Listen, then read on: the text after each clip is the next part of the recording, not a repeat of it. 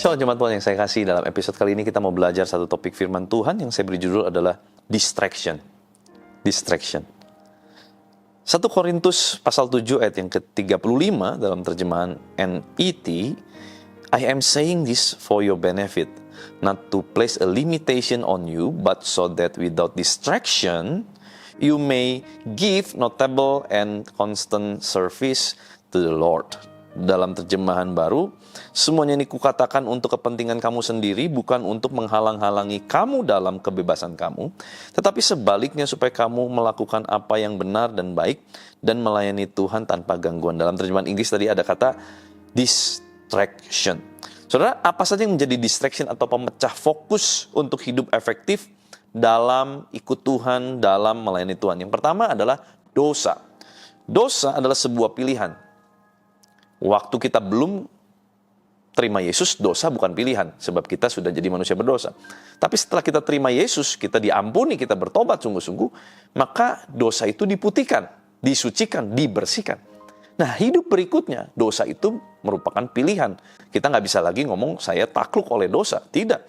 Karena Roma 6 ayat 18, kamu telah dimerdekakan dari dosa dan menjadi hamba kebenaran. Artinya, kita merdeka dari dosa, tapi kalau kita tidak jadi hamba kebenaran, kita pasti akan jatuh lagi di dalam dosa. Saudara, kita yang sudah dimerdekakan, kita bukan hamba dosa. Jadi dosa adalah pilihan. Kita mau memutuskan mau berbuat dosa atau tidak. Memang mungkin kita bisa salah tanpa kita sadari. Kita bisa minta ampun untuk itu. Tetapi untuk dosa-dosa lain yang kita sadar, kita itu punya pilihan untuk mau lakukan atau tidak lakukan. Tidak ada lagi alasan untuk berkata, habis bagaimana? Saya tidak dapat berbuat apa-apa melawannya, karena dosa ini lebih kuat dari keinginanku. Tidak bisa, karena kita adalah orang merdeka. Tapi nyatanya begitu Pak, minta kasih karunia Tuhan yang lebih lagi. Dosa akan menjadi penghambat, pendistract, karena waktu kita berbuat dosa, kita pasti akan terus merasa tertuduh, saudara. Mau melayani kita merasa tertuduh. Semalam kamu baru bikin dosa. Baru berapa hari lalu kamu bikin dosa. Tadi sebelum ke gereja kamu baru bikin dosa. Dosa akan menuding, dosa akan menuntut, dosa akan jadi accuse. Dia akan menuduh kita terus. Itulah dosa. Rasa bersalah membuat kita merasa jauh dari Tuhan. Padahal banyak hal Tuhan ingin lakukan melalui kita. Tetapi dosa menghalangi hidup yang efektif dalam ikut Tuhan. Yang kedua, yang menjadi distraction apa? Aktivitas yang menyenangkan tetapi nggak penting. Contohnya apa? Main games berlebihan, menyenangkan tetapi nggak penting. Gadget berlebihan, sosial media terlalu over, hobi terlalu over, olahraga terlalu over. Itu semua adalah aktivitas menyenangkan, tetapi sebetulnya tidak penting. Kenapa? Karena saat aktivitas itu dilakukan berlebihan, malah bisa menjadi berbahaya. Ini adalah penghambat hidup yang efektif dalam menjalankan panggilan Tuhan. Mari, pilih saudara. Pilih. Saya baru mendengar sebuah podcast dari seorang hamba Tuhan bernama Pastor Craig Groeschel. Saya sangat diberkati oleh podcastnya, saudara. Dia berkata, saya ini berusaha untuk hidup efektif, dia bilang. Saya tidur lebih awal, saya bangun lebih awal. Karena planning saya untuk tidur itu menentukan besok akan dapat melakukan aktivitas apa, dia bilang. Daripada saya tidurnya tidak efektif, artinya diranjang tapi masih buka handphone 1 jam, terus baru tidur 7 jam, jadi 8 jam diranjang. Buat dia, katanya ya, lebih baik efektif itu adalah tidur 7 jam saja, tapi betul-betul tidur. Nggak ada tuh yang namanya 1 jam goler-goler untuk main-main scroll-scroll media sosial, habis waktu diranjang gitu. 7 jam. Dan 1 jamnya dia gunakan untuk apa? Untuk melakukan kegiatan yang produktif. Dan dia bilang, kalau 1 hari kita bisa save 1 jam, maka dalam 1 tahun kita akan bisa save 365 jam. Wow, ternyata banyak banget saudara yang di-save. Dan apa yang bisa kita kerjakan selama 365 jam untuk sesuatu hal yang baik, yang produktif, itu pasti menghasilkan sesuatu yang luar biasa.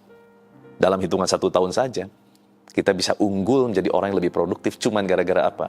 kita menghilangkan distraction untuk tidak main gadget sebelum kita tidur. Membantu untuk punya tidur yang efektif. Wow, bagus ya. Yang ketiga, apa yang menjadi penghambat distraction? Unproductive religious activity. Kegiatan bertemakan rohani, tapi ternyata tidak produktif. Contoh apa? Terlalu sibuk dengan kegiatan pekerjaan Tuhan, tapi tidak sibuk dengan pribadi Tuhan. Sibuk banget dari pagi sampai malam pelayanan, tetapi tidak pernah terlihat untuk diam, baca firman, cari Tuhan. Jadi cuman akhirnya sibuk tampaknya di luar, tetapi di dalam kering karena tidak ngalamin Tuhan. Sibuk pelayanan, sibuk aktivitas religius, tetapi unproduktif. Karena justru produktivitas kita bukan saat kita melayani, tapi saat kita duduk di kaki Tuhan. Saat kita duduk di kaki Tuhan, kita di-charge. Saat duduk di kaki Tuhan, kita mendengar, kita dikuatkan, kita dimampukan. Saudara, jangan pikir pelayanan kita berhasil karena kita loh. Pelayanan kita bisa berhasil itu karena Tuhan. Karena penginjilan kita berhasil itu bukan gara-gara kita pintar ngomong, terus orang terima Yesus, bukan. Karena ada Roh Kudus yang bekerja.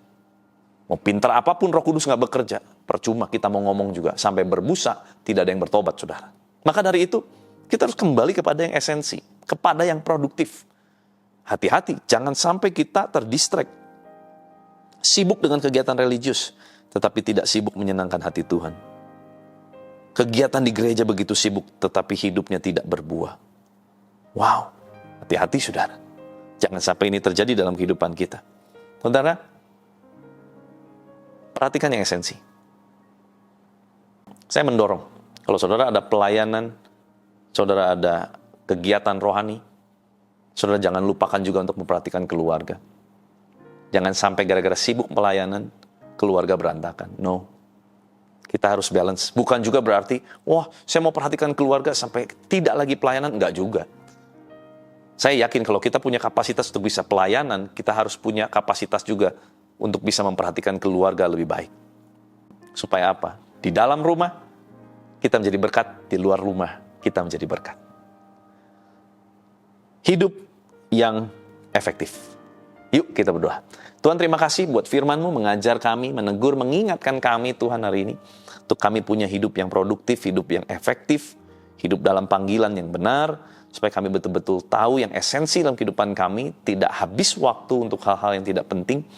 Kami tahu Tuhan, kerajaan Tuhan harus ditegakkan di muka bumi ini dengan cara yang segera mungkin, dengan cara-Mu, dan itu tidak mudah, perlu konsistensi, perlu segala sesuatu yang kami harus korbankan Tuhan, biar hari ini kami belajar dari hal yang sederhana yaitu waktu, efektivitas, kami bisa lakukan yang terbaik supaya nama Tuhan dimuliakan melalui hidup kami, melalui apa yang kami kerjakan, nama Tuhan dimuliakan, tidak dipermalukan. Terima kasih Tuhan, berkati umat-Mu, apapun yang mereka akan kerjakan sepanjang hari ini, Tuhan jadikan mereka berhasil, lindungi dimanapun berada, tutup bungkus darah Yesus, dan Tuhan jadikan berhasil dalam segala aspek hidup mereka.